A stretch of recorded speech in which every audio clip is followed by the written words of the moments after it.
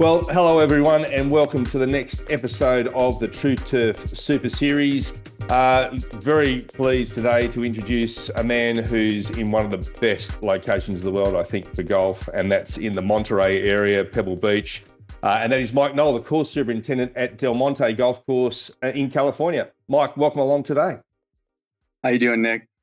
I'm doing really well. And as I said, I'm a bit envious, even though I always tell people that I think living here in the Gold Coast in Australia is one of the best places in the world. I do have a very soft spot for that Monterey and California area as well. So we'll look enviously at each other as we talk about our locations in life. So, but thanks for joining us. Absolutely. Thank you for having me. No problem at all. And this conversation has been born out, I suppose, of us looking at our social media contacts and the talk out in the industry. One thing from Tru-Turf is that we like to look at talking about sustainability, the sustainability of rolling the turf that we manage, but we also feel there's another important conversation to be had out there, and that's the sustainability of the people that work in the industry and maintain the grass that people get to enjoy. So we've certainly, through Anna from my marketing team, had a connection with you to understand your story, I suppose, and how you're helping people out in the industry to look after themselves as well, because it's a really important thing that we need to do. Absolutely. We need to show ourselves the same attention that we show our equipment and our golf courses. And that's a crusade that I'm more than happy to champion. Absolutely. Well, we are too, and very happy to join you in this crusade, we'll call it. But the opportunity for our customers, but for the wider industry, and I've been in the golf industry for 25 years now, and I've certainly seen many different facets of that along the way, from club management to association level. And the challenges we all put on ourselves to achieve, or the expectations that are put on us to achieve, sometimes can be a little bit like climbing Mount Everest, I suppose. But we just need to be able to take that step back for a bit of, as you say, I think, self-reflection, and ensure that we're looking after ourselves and making sure that we come to work wanting to be there, but also knowing that there are support mechanisms behind us as well to help us achieve and get on with life. Absolutely. So tell us a bit about your start, because you started more in a corporate career and found some challenges with that. What was your early start with the love of turf, I suppose, and led you into a life in golf? I think my early love of turf was that Dad liked to mow the yard, and he took great pride in it. I'm a middle child, and my brother is a junior. No, my brother's the third. So, yep. He's the apple of the eye, and I'll do anything I can to get time with Dad when I was younger. And it was a matter of going out and helping in the yard. And we're talking like tyke size. We're talking 3, 4, 5 years old of like the earliest memories. And my dad coming home from trips. And I remember he brought the little lawnmower and the little Fisher Price weed eater, and I got to do it just like him. And, you fast forward a couple of years, and he was pretty avid in the golf. He liked the golf. But he was a municipal public golf courses. We weren't part of a club or anything, but he helped put on golf tournaments for charity organizations. And, he tried mowing a green across the street from our house in the big lot. And that was weeds. There was no desirable turf over there. Like if I look back, like we were just mowing something at a half an inch, and some of it was bare, some of it was broadleaf, some of it was warm season turf. It was a plot of green vegetation, and it was shorter than everything else, and you could chip on it and everything. And that's the earliest memories. And from there, my father taught me that I could make money mowing grass. We didn't necessarily have the financial stability or excess like some of my friends or family. And I learned that if I mowed a neighbor's yard, that I could earn some money.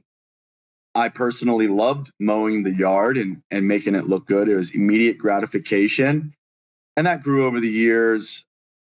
I put myself through high school, through college, built up a nice sized business. And everyone back then knew that I loved to mow grass. All friends, all family, they'd hire me. And it was a situation where I had a love for the turf, but I started creating relationships. And one thing that I look back upon and is happening now in the golf world, those relationships. I had relationships with family members that we didn't see all the time. But guess what? I was at their house every single week because I was mowing their yard. Yeah. So I built relationships with aunts, uncles, cousins, neighbors, because we saw each other and we would talk about life. We'd know what was going on.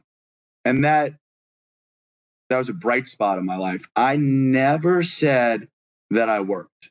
Everyone asked me what I did for work. And it's like, I don't work. I mow grass. I never looked at it as a job. It's really weird. Like I remember saying that all the time, and people knew that about me. So that was where my real love came for turf. I ended up creating that business all the way through college.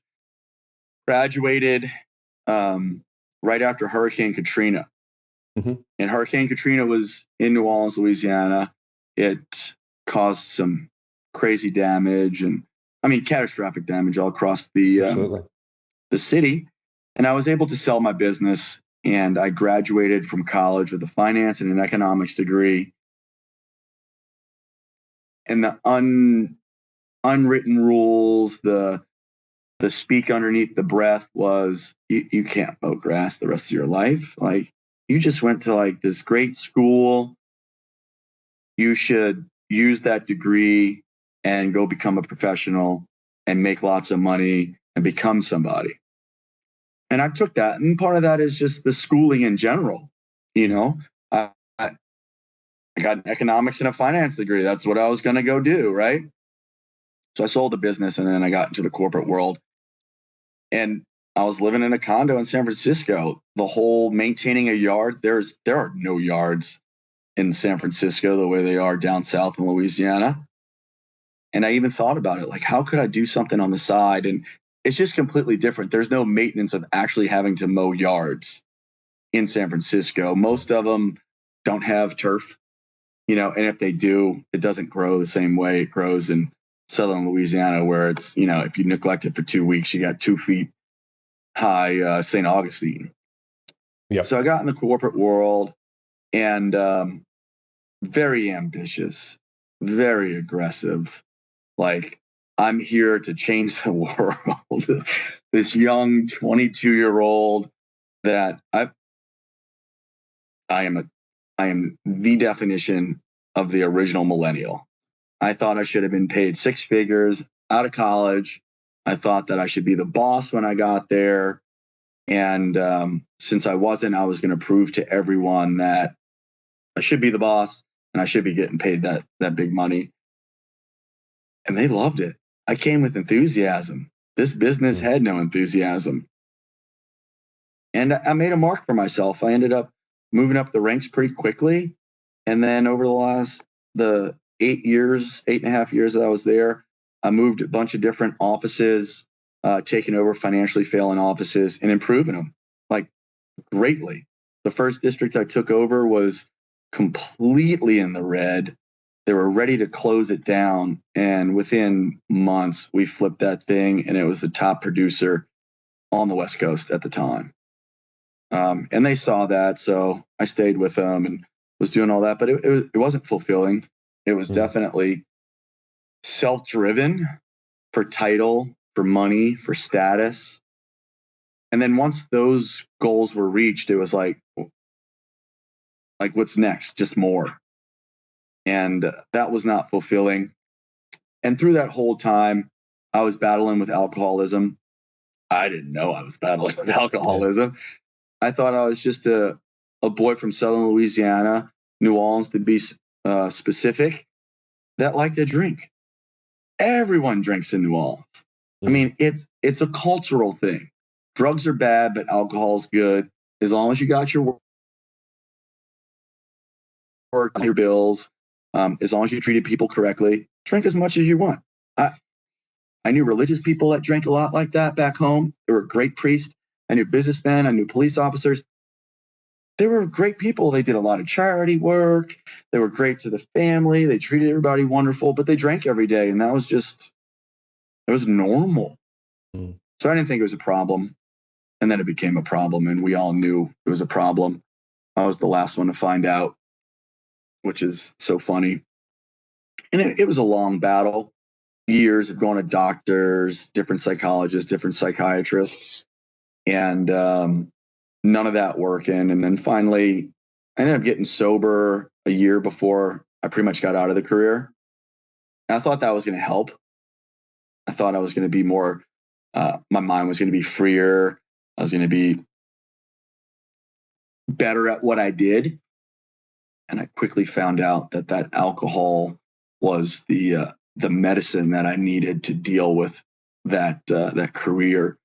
I just wasn't built for it. Yep. Yeah. But So it was giving that sort of security blanket that was allowing you to function in something that you didn't find actually satisfying. Yeah. Because you can find out. I mean, you can put a round peg in a square hole if you got a mallet. Right. It's real easy. You just stick it there and you just beat it through it, right? That's what I was doing, right?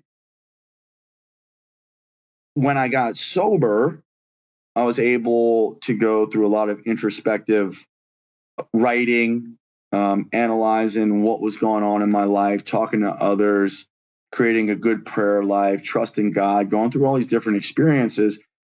And I finally came to a crossroad where it's just like, this is not for me anymore. I am absolutely done. Doesn't matter what I do, but I'm not doing that. Like, you could offer me at that moment in time, and I'm super blessed and grateful that I got to that point of being in so much fear and so much pain that I was able to just walk away with nothing. Right. And I quit.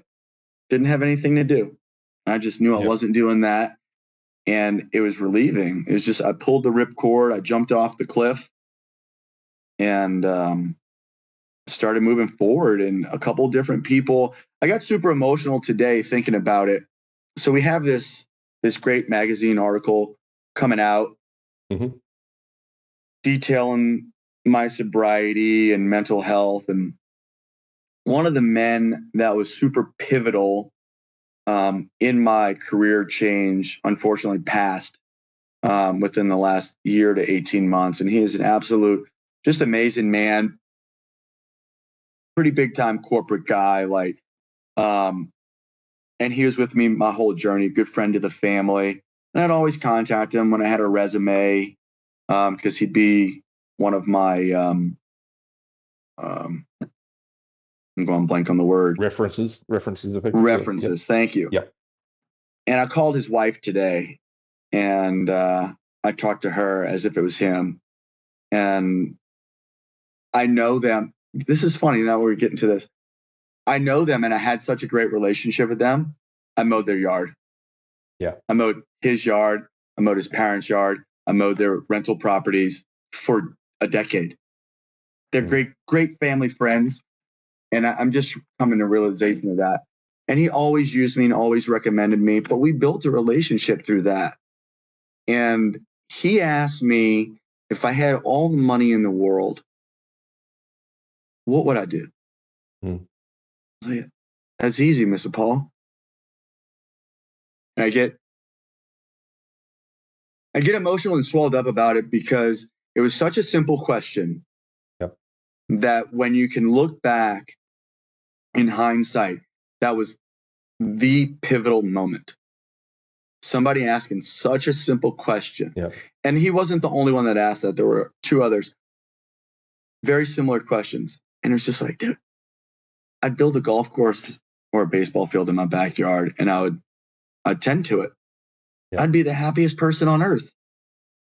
Why don't you go do that, Michael? Money, status, all these different things. And it's just like, but you made money you just made the most money you ever made this past year, and you were the most unhappy you've ever been in your life. You know, you were doing something you didn't want to do, and you were miserable, and you were stressed out, you were anxious, and you were depressed. Maybe it's not about money. Maybe it's not about the status. Maybe it's not about the title. Like, blot out everybody else. Who cares what other people think? Maybe do what you want to do and that you feel fulfilled doing. And that was enough of a catalyst to get me started to go to a golf course. I literally went to a golf course, not knowing anyone. I pulled up and I found the superintendent, and I introduced myself, and I asked him if he'd be willing to teach me what he does so I can do what he does. And I was willing to work for free. Another person in the sobriety community told me, he's like, if you go and you offer to work for free, you're probably way more apt to take you on and let you work, since they don't have to pay you. And we took the money aspect out of it completely and looked at the passion side of it. And I have a passion for it. Mm-hmm. God just stuck me with the green thumb when it comes to turf. I literally love it. I don't know why. The smell of it, the way it looks when you're done, the way you can bring it back to life, all that kind of stuff. And I started working for this man, and this man realized I was serious. He was so dumbfounded when I showed up that day, because he called my references and found out that I did work in the corporate world, and I was exactly who I said I was, and I did make the money that I said I made, and this, that, and the other. And so he was just like, why? Like, you're crazy, kid. And he figured out that I was very serious. And he was a pivotal part of me getting into the industry and getting into schooling to get a turf certificate so that I could learn more and use whatever talents and abilities that I had to improve the industry. And that was huge. But to correlate it into the whole sobriety thing, I'm a year sober while I was going through that. And it's funny, last night I was talking to somebody, and he's got 24 days of sobriety, and he's at work, and he's talking about having his earbuds in, and he's listening to these speakers that talk about sobriety. And I started laughing. I was like, man, I remember raking bunkers for 4 hours a morning, hand raking every single one on the golf course where I was. And I'd have my earbuds in, listen to speaker tapes of these people that told me what it was like when they were drunk, then what happened to get sober, and then what it was like today. And just engulfed in the sobriety, being able to do that while I was just starting, created an environment that I loved. And then next thing you know, you start talking to people, and there's a lot of people in the industry that need help. They don't know they need help, all of them. But you get to be there. And of what I've learned in sobriety is being open and vulnerable and speaking just your story, just being vulnerable enough to be like, dude, listen to what I used to do. And this is what happened. And all of a sudden they're willing. I mean, that same golf course that I got, funny story really quick. It's going to go on a tangent. But that same golf course where I got my start in the turf world is also the same golf course that I used to play. Right. And it brings back a memory. I was the type of guy, I'd go play. I'm supposed to be working, but I have my BlackBerry, I have my laptop, and I play an early morning round, go to the bar. Oh, I'm just going to have a drink. Well, the guy sitting next to me, we just start chatting. Well, he's a San Francisco police officer. He was cool as can be. He just got finished playing. Next thing you know, it's him and I just ratting every bar known to man, gone to the Artichoke Casino in South City. Like, I went to his house, parked my car. We went on a whole day bender. I have no idea where my car is. I just know it's somewhere along the railroad. He lived somewhere near the railroad tracks in South City, San Francisco.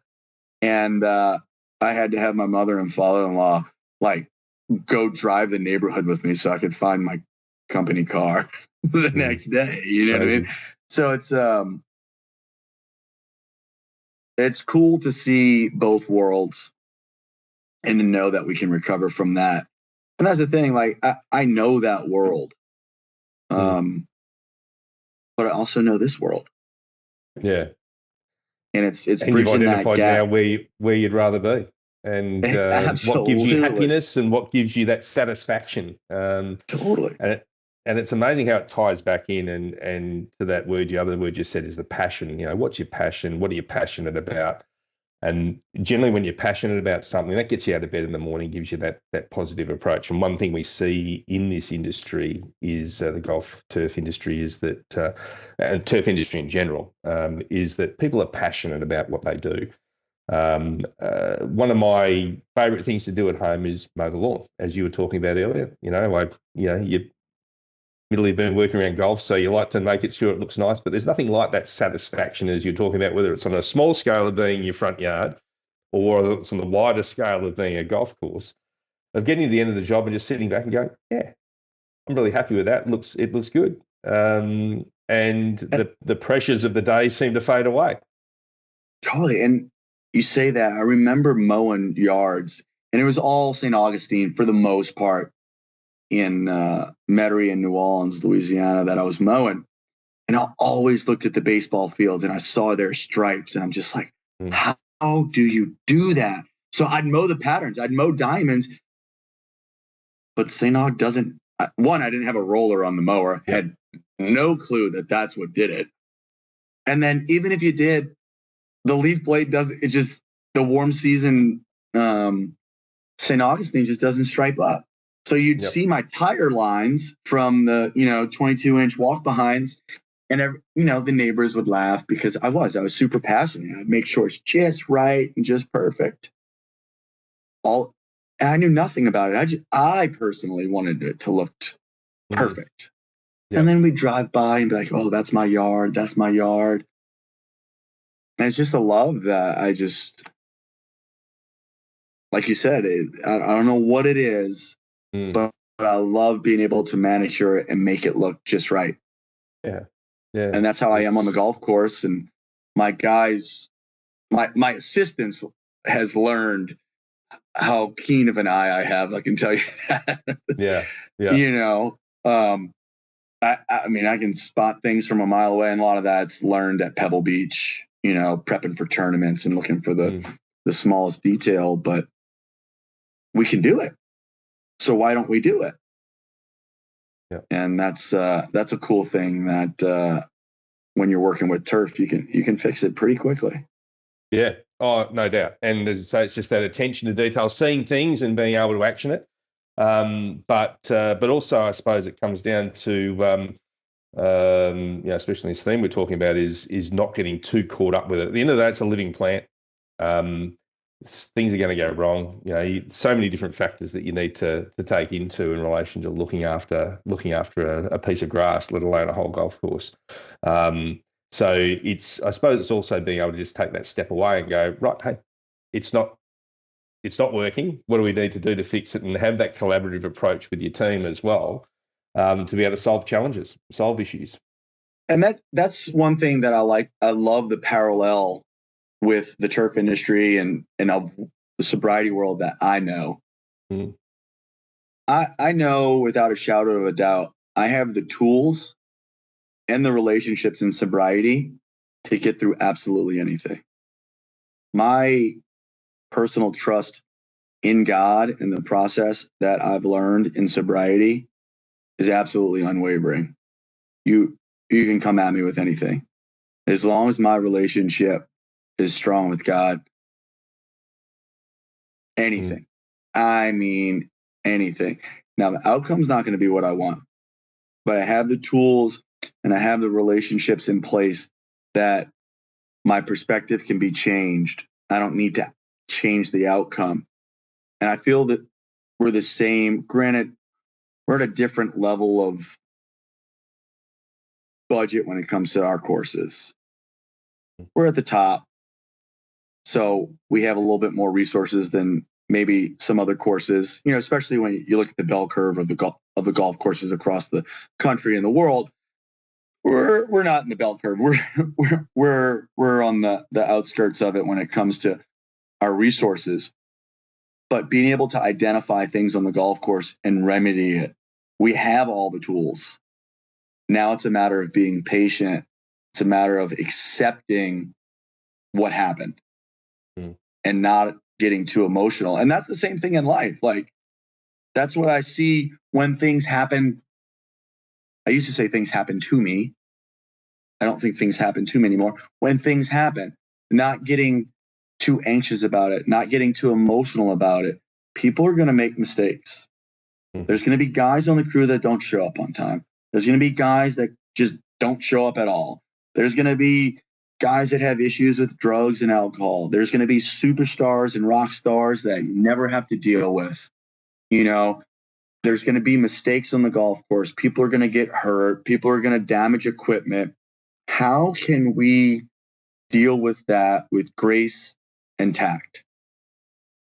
And I think that is a cultural thing where when you set the tone to your crew that, look, we're trying to achieve perfection.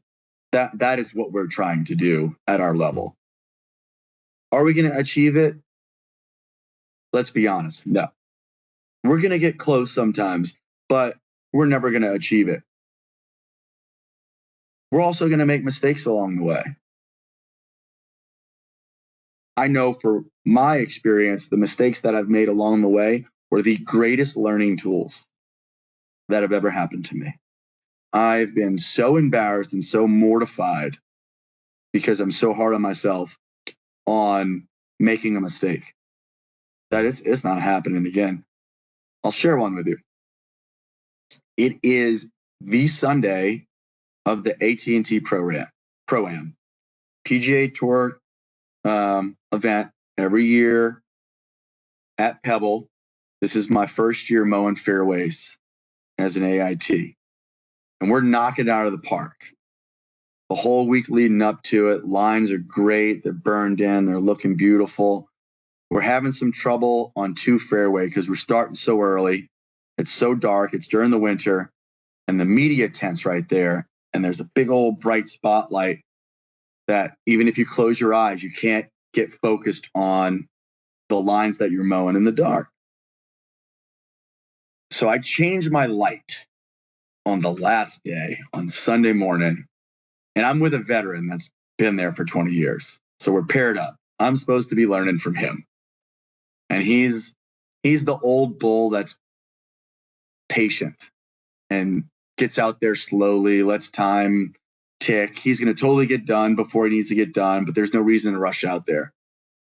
I'm anxious. I'm going to rush out there. I decide to turn my mower lights off, which were halogen lights. And I have a new light on my head that's an LED light. If anyone knows when they're mowing in the dark with the stripes, if you change those 2 lights, it changes the colors of the stripes. So I start, and I'm dead on throwing down lasers on the exact opposite lines. I pretty much wash it all out. It's too dark for me to see. Yep. My guy doesn't even say anything. We get going, and the lead assistant's like gets there as sun breaks. What happened, dude? And I'm absolutely mortified.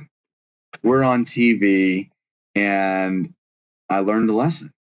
Yep. I learned a valuable lesson. Luckily, that hole particularly isn't on TV. It's at the beginning of the course. It's not a picturesque hole, and they set it up that way for a reason. But I was anxious. I didn't follow the plan. You know, all these different variables that I decided to change on the last day. I can tell you that's not happening again. And most people would want to get upset with you, maybe get emotional, right? Cause already bad situation worse, which isn't going to help anyone. But if you're able to sit back and you've seen it a few times and you're able to be patient and you use it as a learning experience, the whole team's better for it.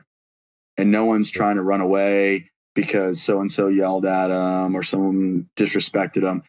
Now we get to laugh about it. And that's one big thing in sobriety. I have a different sense of humor than most.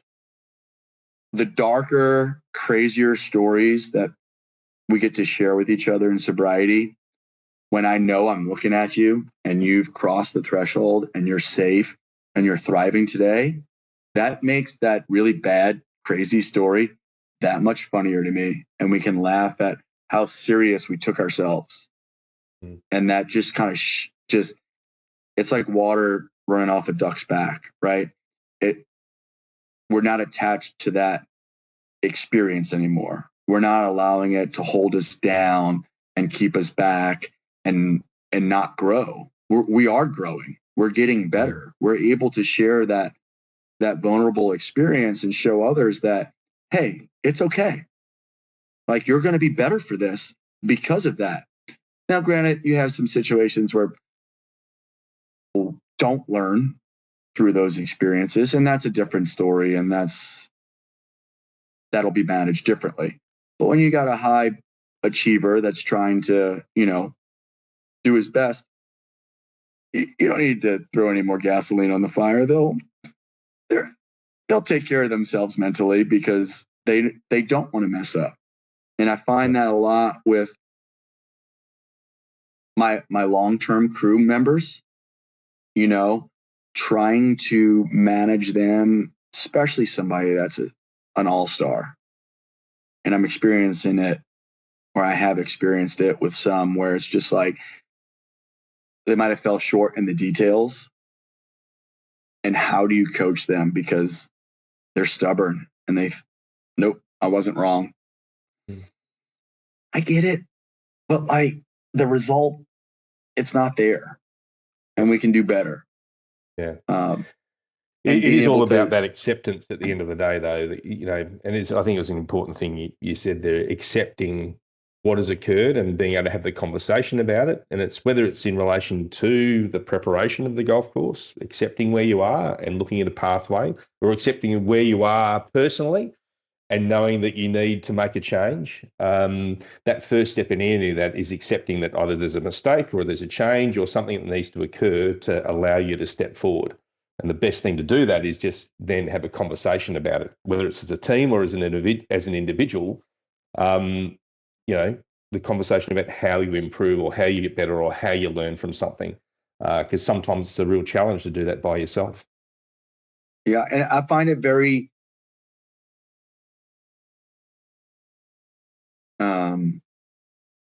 constructive to be able to speak with your team and share your mistakes.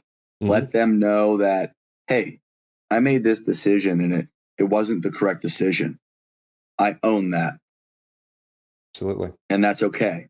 We're going to get better from that. And I talk with my crew a lot. I share, probably overshare.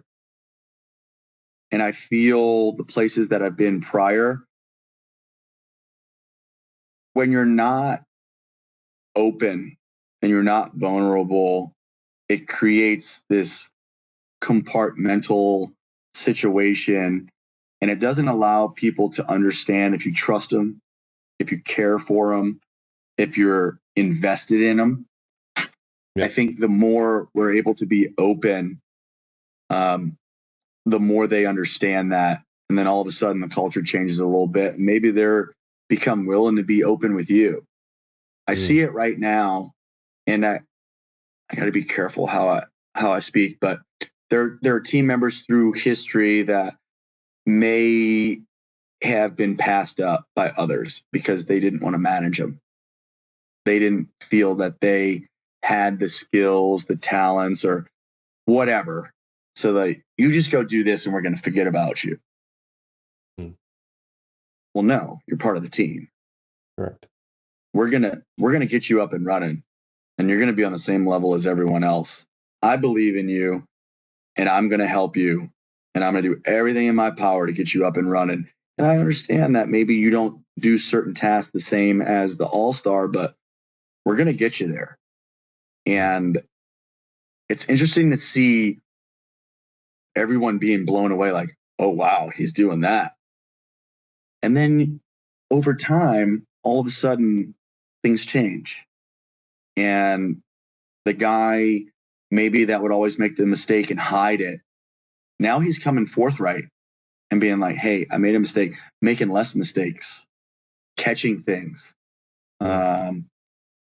being more aware on the golf course. And now the team's completely better for it. It was a lot of time and a lot of effort to put into it, but now the whole team is better. Yes, that individual is better, but now you're not hearing, oh, so-and-so's lazy and he's not doing this. And it's just like, how much better can we be when you don't have to worry about that?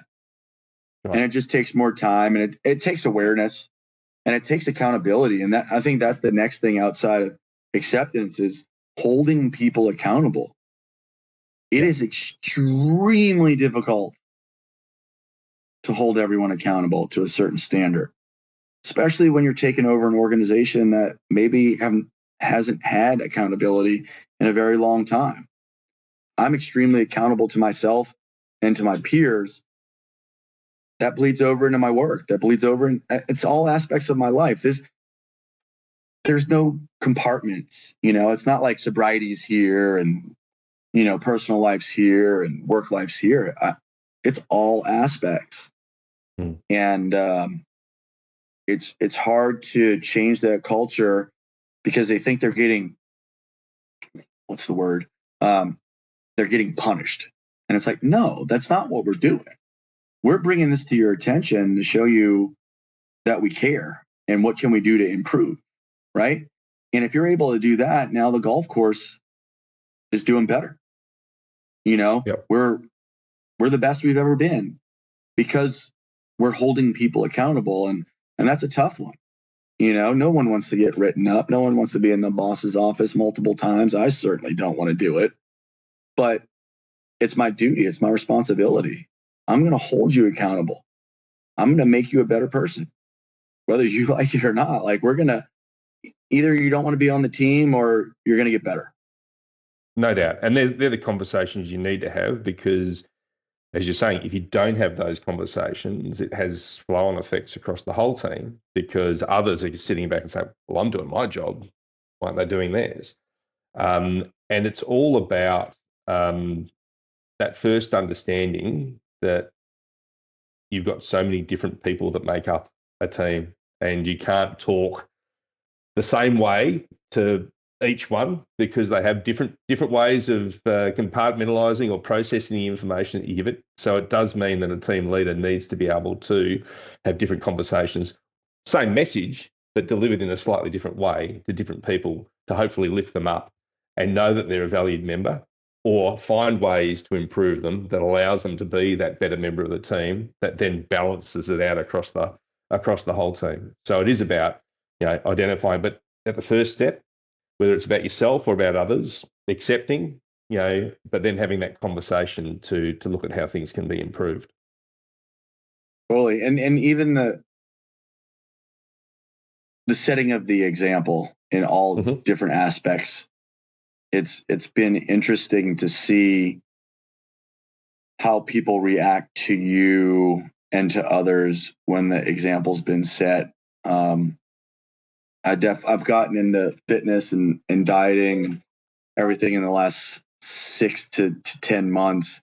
And it's funny to see how setting that example of it can be done, there's certain people around you like, oh, well, I'm going to get into this. If he can do it, then I can do it.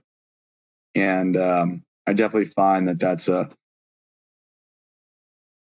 encouraging thing to keep doing the right thing and keep challenging yourself because it does have an impact on others. It can go either way. You can either all be the bar rats and go out and drink on Thursday, Friday, Saturday night, or, hell, we got 4 or 5 guys now. We do cold plunges in the Pacific Ocean on the weekends. We got pros from some of the golf courses doing it. We got superintendents and assistant superintendents doing it, all for health, right? And there's the positive effect that can be enjoyed by everyone as well. And it's very cool to see. Yeah, no doubt, no doubt. I'm not sure cold plunges in the Pacific are for everyone, but that health, the health messaging though that comes out about what we do and how we, can make sure our minds are available. There's nothing better than being able to be out and feeling good about what you're doing. We've all been there plenty of times where we've been out the night before and stayed up too late and done things we didn't need to. And there's certainly a feeling which you sit there and go, yeah, that's the last time I do that. Or for some people, they don't. They continue on doing it. But I think, they always say healthy mind, healthy body. At the end of the day, has some, it's just they're just connected. And we've had situations through my history where the guy makes it in on time, he's mowing, and he might take a step into the bushes to relieve himself from the night before, a little puke and rally. And it's funny to even see the difference in that, in being able to coach people and be aware, right?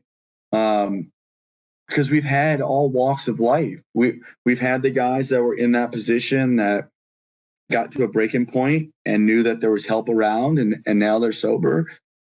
And then there's guys that, they had to be terminated. They weren't fit to work. And some of those guys have moved on and had great careers, and it was a great wake-up call.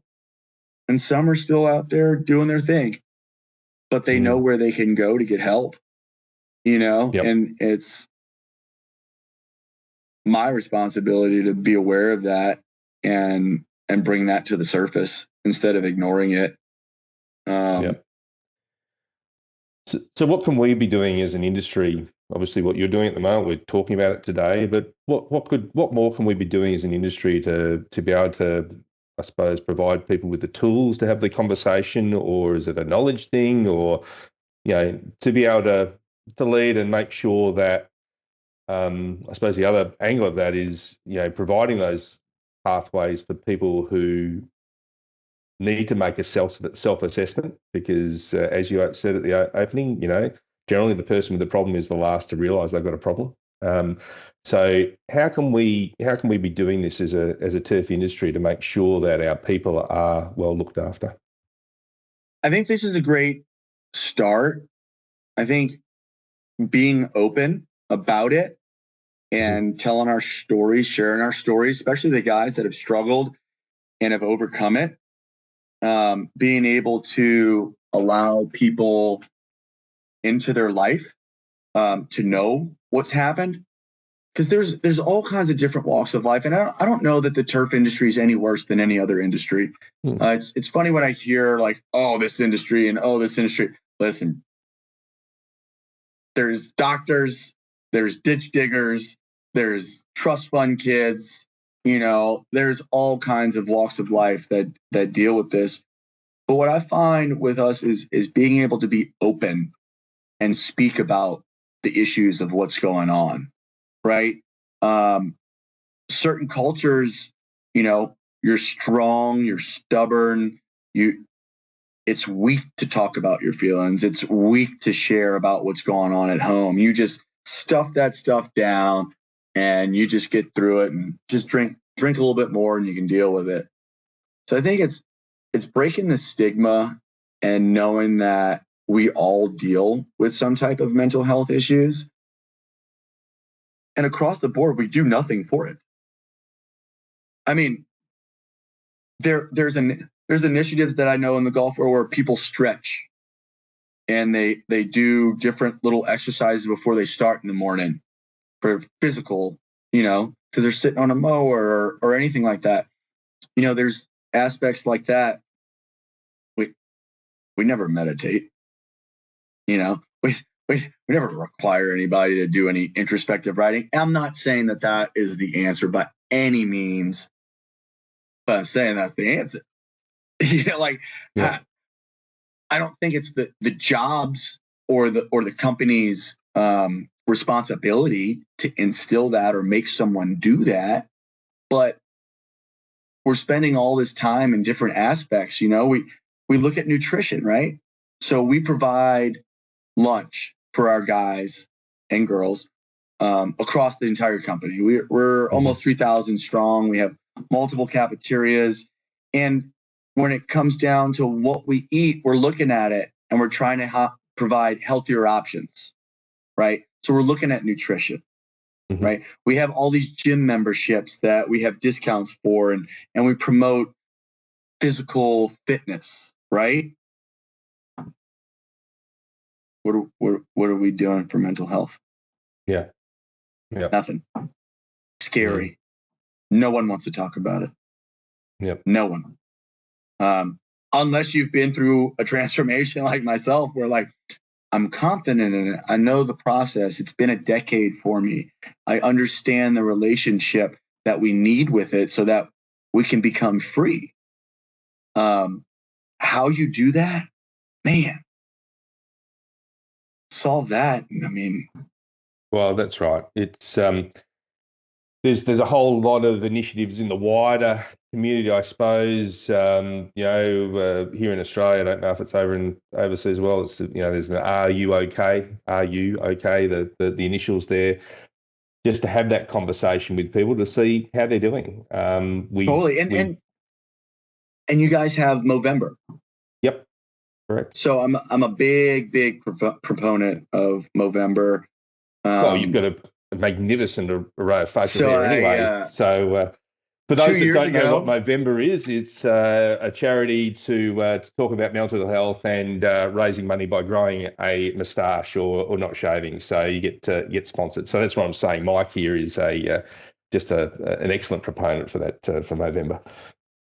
I actually grew a Fu Manchu that was like 2 inches below my chin, and I had dyed it because I dressed up as Hulk Hogan for Halloween 2 years ago and bleached it white and then kept it for the entire month of November, which we have a professional tournament at Pebble Beach during November.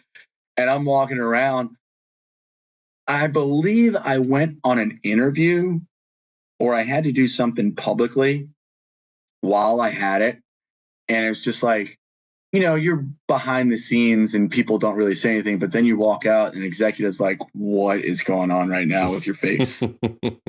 Well, that's the type of thing you get to explain and have a conversation what Movember is really about. And, for me at that time, I had 3 people commit suicide within a month and a half. A family member, a good friend, and, somebody that we knew within the community. It's near and dear to my heart. Like I went down that road personally, so those type of programs are huge. Are You Okay in Movember, just to get people talking about it. Yep. It's unfortunate that that's what it takes. We got to talk about it as a department in golf when Grayson Murray committed suicide. He was best friends with our EVP. And our EVP was absolutely wrecked, and so was his little boy. And how do you explain it? It's the first time that he got to experience that. And we're sitting in a room with 12 men talking about our feelings and our shortcomings and our fears. And we got to talk about suicide. Before Grayson did that, not a peep, right? If one of your family members went down that road and gets committed, I'm not talking about it, because cancer is okay to talk about, but crazy is off limits, and no one wants to dare put their toe in that water, right? Because it's crazy. People have a stigma about it. And when you remove the stigma and you get to talk about it, it opens people's eyes and it changes people's perspective. I was in the gym yesterday working out with my neighbor, and I belong to the same gym. It's actually Spanish Bay. And I forget the topic we got on, but we were talking about how people, mainly children, are so insecure and they haven't been met with adversity. They haven't had to overcome things. They're out here in our community, a lot of entitled people, not even children, just people. They haven't had to struggle for anything. They haven't had to overcome anything. They have no confidence in themselves. So the littlest adversity just cripples them. And you find out how insecure and how fearful people are. And it's the people that I've learned that puff up their chest and try to act tough end up being some of the most insecure. And I have done a lot of volunteering in the prison system. And there was this one guy I came across. I forget the way you say it in Russian, but his nickname was the Enforcer. And he lived that lifestyle. He was down for life without parole. He was like 6'4" or 6'5", maybe 6'6". I mean, an absolute unit of a guy. Tattoos from the ears down to the fingertips. He was part of the Aryan Brotherhood. He had like SS tattoos on his hands, Hitler on his shoulder. And then you get to sit down with this guy. And this guy ends up opening up by doing some introspective writing. And you find out he may be the most insecure, fearful person I've ever spoke to. Mm. And you start doing this work and you're finding out like as much animosity and maybe even hatred for that person that I had. Now I have empathy for him. Like, could you imagine living your life and not knowing the joy of loving a child or being able to share your heart with your brother or your sister, your mom or your dad, and like the life that you live is that of like legit, like crazy violence. And that's what your whole purpose is, because instead of sharing yourself and being vulnerable, you just stuff it down. And if someone brings it up, you take them out. And then it grows to where that's what you do. That's who you become. And it's like, is he evil or is he broken? Yeah, I think that's a very good point you raise. It's the insecurity, and we see that now in modern society. I've got a couple of kids, and one was about to turn into teenage life. And what we do see is the aspect of, and you mentioned this earlier back in the piece, of what is normal, what is normally expected, and now there's a sort of new normal, and that new normal is to fly off the handle or to I suppose, whether it's violence or whether it's other anger or other things, that's becoming a new normal that people try to or think is right, whether it's from a social media aspect or whatever the case may be. But we just need to return to say, well, hang on, this is not a secure way to manage your life. We need to not look at others who are betraying things that we don't feel are right and get back to what should be a normal life of conversation. And we've gotten into a situation where we try to treat the symptoms. When we're talking about doctors, psychologists, psychiatrists, your family practice doctors. I mean, all these people gave me pills, and they thought they were doing what was right. Right? I can't sleep at night. I can't stop thinking about work. I can't. Well, here, take this. This will help you sleep. I get anxious. My heart beats out of my chest. I get to a point where I have a panic attack and I'm about to puke in the bathroom. Here, take this. This helps this. How about, what's the cause of it? Like, is it because you didn't prepare for work? Is it are you fearful that you're going to be embarrassed and you're going to fail? Like, what's the root causes of it? We can fix those root causes, but we need to speak about it. We need to be open about it, right? Why don't you come to me when you make a mistake on the golf course?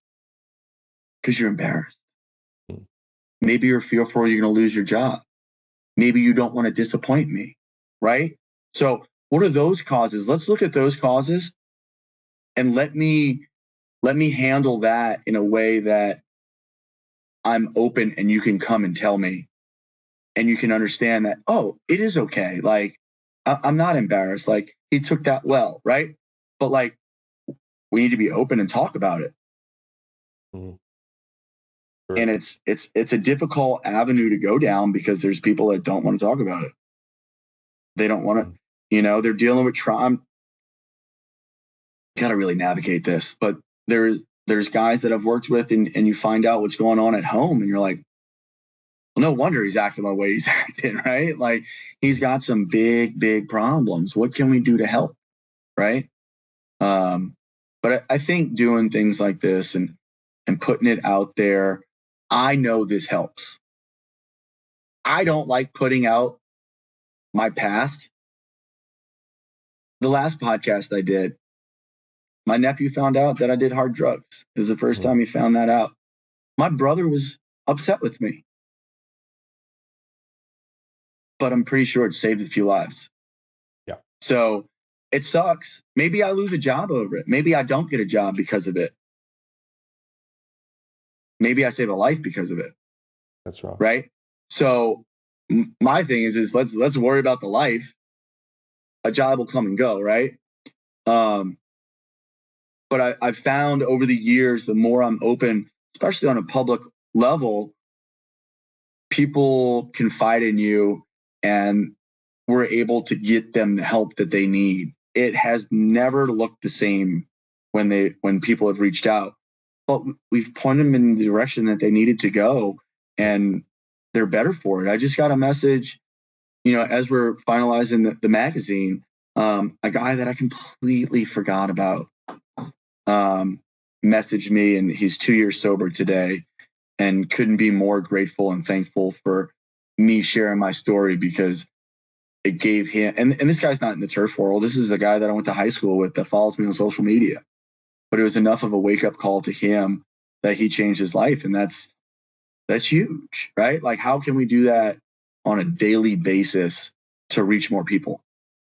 Yep, exactly right. And that's through, as you say, having the conversation and hopefully someone, and as you've mentioned the article, there's an article coming out in Greenkeeping magazine in the next edition over in the UK, but we'll also be sharing across our website as well and other platforms. So please, take the time. And it's what it's all about at the end of the day. To take a next step is just taking the time, taking that moment to be able to either sit back and listen or read something, write something down, as you mentioned before, about how you're feeling and then how you can make some actions to get out of it. But that first step of taking a moment to look at yourself as well allows you to get onto a journey where satisfaction, passion, acceptance, all these things start to move in the right direction. One of the other things we do, go and mow your front lawn and mow your neighbour's front lawn, right? And look at the grass. Absolutely. Look at what I've definitely found telling the stories. I share in the article how I do story time with my crew. I find that me being vulnerable and sharing stories, just random stories of the past, even current stories. It's a form of entertainment. It's a way to help people think. It's definitely a route to what I grew up with, but it gets your mind moving and thinking, and you relate, you identify, maybe you don't identify, but it creates an environment where it's just easier to be able to open up and share. Absolutely. I think that's the biggest thing that we can take out of a conversation today, is to share. If you're feeling like something is getting on top of you, talk to someone. Or if you think something's getting on top of someone, whether it's in your team or outside of your team, talk to them as well. Ask them if they're okay. Is there anything we can help them with? And that's that first step in relation to, helping someone out who may have some issues with either sobriety or mental health or something else going on in their life, because life can get complex at times. And we've just got to be able to ask people, how they're doing. Can we help? What can we do to help you? And sometimes that is always the hardest step, but one that we need to do. Absolutely. I mean, it's one of those situations where we used to say, when you see something, say something. Have the uncomfortable conversation. Yep. When you see a team member or a family member, call them out. Worst case scenario, you're wrong and they think you're crazy. Yep.